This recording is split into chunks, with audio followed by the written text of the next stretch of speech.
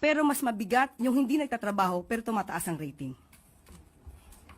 Sino pong nire-refer niyo, ma'am? Kung sino po yung hindi nagtatrabaho kung mataas ang rating nila, wow. Diyos ko, akala mo ba yung presidente natin nagtatrabaho? Hindi nagtatanong yan at all. Hindi, I swear to the flag, si BBM, hindi yan siya. Nagtatanong ng trabaho at all. Kaya napansin niyo ba, walang direksyon yung governance at walang direksyon yung iba't ibang departamento. Bakit? Kasi he doesn't give direct, he doesn't command.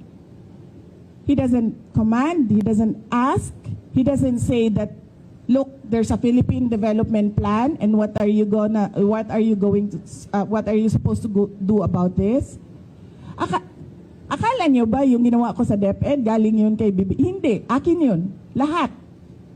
Kasi he did not give any orders at all. So pag upo ko doon, sabi ko sa mga kasamahan ko, sa mga USEC at ASEC, I think this is our show. Kasi walang participation at all ang Pangulo. So gagawin na lang natin kung ano yung karapat dapat na gawin para sa edukasyon dito sa ating bayan. So we created the Matatag Agenda.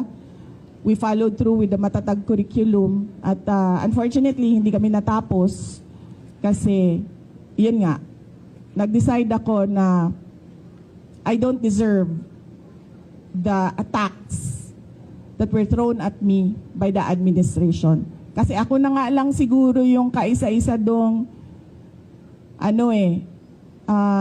nagde-deliver para sa cabinet